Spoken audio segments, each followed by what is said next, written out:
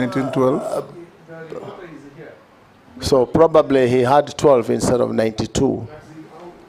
We just encourage let's not escalate it. We encourage you gentlemen of the media, be as accurate as you can in reporting what is going on here. Because Kabogo didn't say 1912, and if he did, I would have stopped him. Because that would have been a crude misinformation. Honorable Kabogo, there's one more Kenyan called Muhuyo,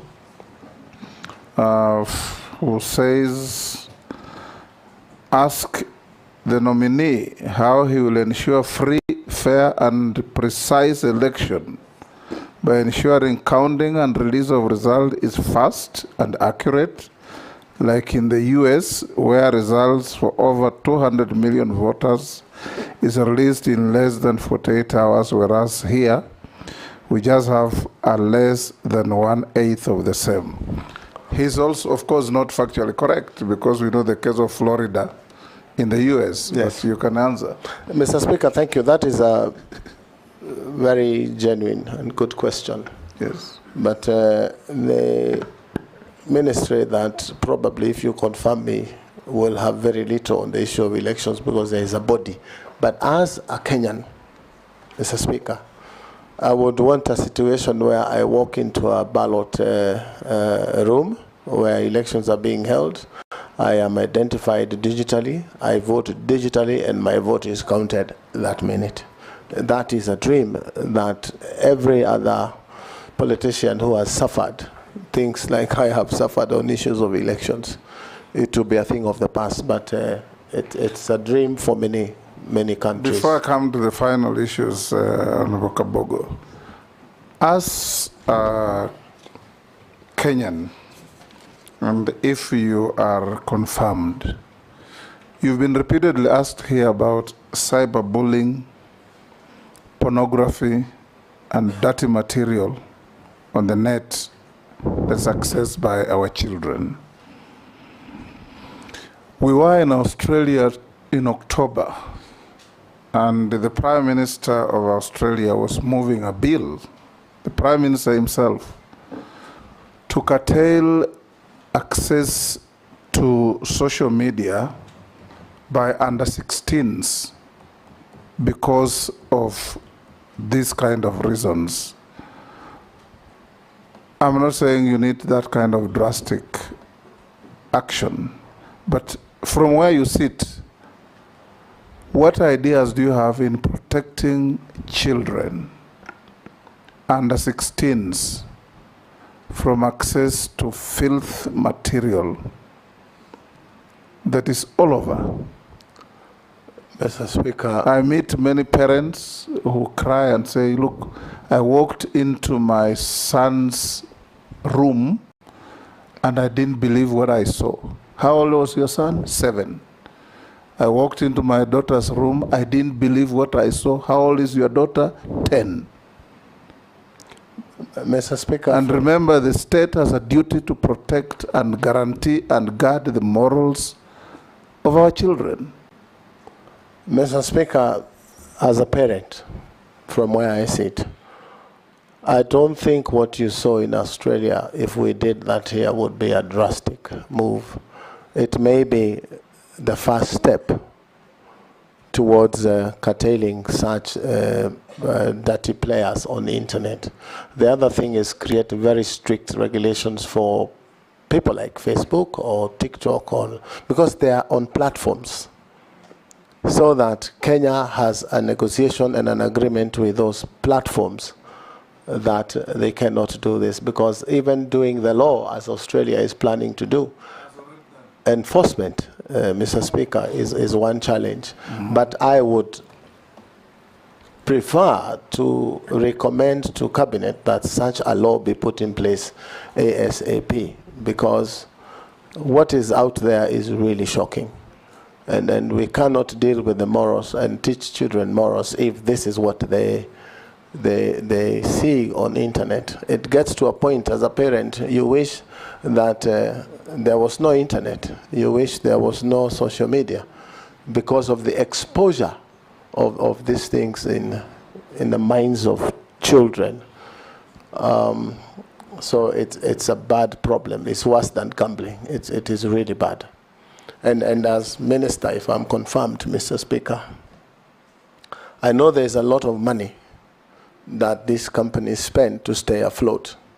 But as a country, if we take a stand that this cannot happen in Kenya, and a drastic move is taken to ban one of them, then the rest will toe the line.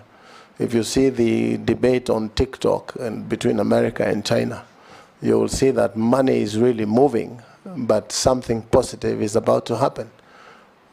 So as a Kenyan, a parent, and probably as a minister, is something that is really concerning about what is available there. You cannot even face your children in your own living room because of the material that has come to their heads. And you will see a family that has a boy and a girl of probably that age of 7 and 8. Your guess is as good as mine, Mr. Speaker, what you would see them do. And it is killing for a parent to be able to deal with such a thing. Thank you, nominee. I will now ask you a few other questions. You told us how hardworking you are and how much money you have made.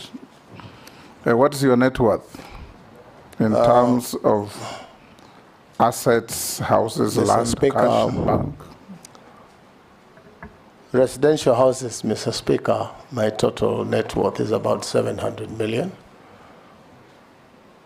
Movable assets of about 40 million, Mr. Speaker. Land and farm, about 756 million, Mr. Speaker. Cash and current assets of about 64 million, Mr. Speaker. Beg your pardon. And interest and shares in companies, approximately 1.5 billion. So a total of about 3.01 billion, Mr. Speaker. Yes. Conservatively, Mr. Speaker. Conservatively, yes. You are worth over 3 billion. That's what you said, yes. Thank you, Mr. Speaker. Have you ever been convicted? Yes, Junet. Mr. Speaker, when I listened to the presentation on the issue of net worth, the nominee said he has a movable assets. I suspect that should be vehicles and such things. Yes, for Mr. 40 Speaker. million shillings. Yes, Mr. Speaker. Only? Conservatively, yes, sir. Yeah, I saw another vehicle that looks very ugly. I thought that alone is 40 million. The one that looks like something else on the road. You remember? Mr. Speaker, vehicles get devalued almost up to zero, accounting-wise. And you know the prudent rule in accounting, you anticipate both losses and profits. So, yes, it could be about 40 million. Yes, Murugara. It is said he also owns a chopper, and I don't see it anywhere here. A chopper. He actually, it's a movable. No. Mr. Speaker, Yes. it is true. I had one at some point when I was a young man. What happened to it? And I could fly it myself. I'm a pilot myself, Mr. Speaker. So when I couldn't fly as much, I decided to let it go. You sold it? Yes, I sold it. So it's part of the 3.06 billion. Yes, it's part. Have you ever been convicted of an offense in a court of law? No, sir, I have never been convicted. Have you ever been adversely mentioned in any parliamentary committee report, apart from the cited documents? No, I have never been mentioned, Mr. Speaker. Do you hold an office in a political party? No, I don't, Mr. Speaker. I resigned from Tujibebe when I was nominated by the president. You nominated a caretaker? Not as yet. The party is going through the process. Have you ever been dismissed or removed from an office? No, sir. On account of contravention of Article 75 of the Constitution? No, sir, I have never been. Okay.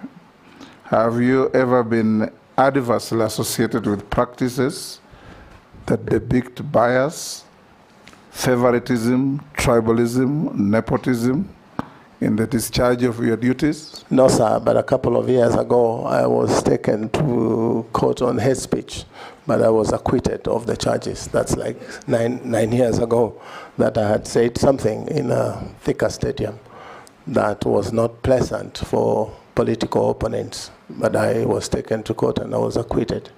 Was it tribalistic or nepotistic? No, it was not tribalistic. It was just political statements. Right.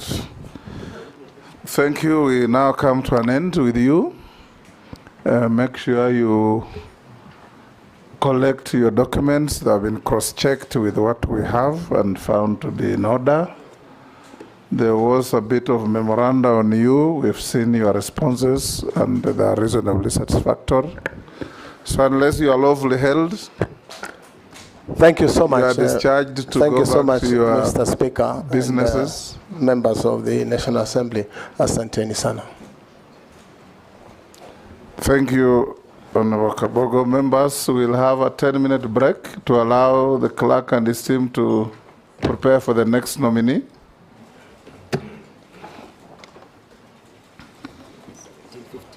Yeah. So we resume at 5:50, 10 to 6.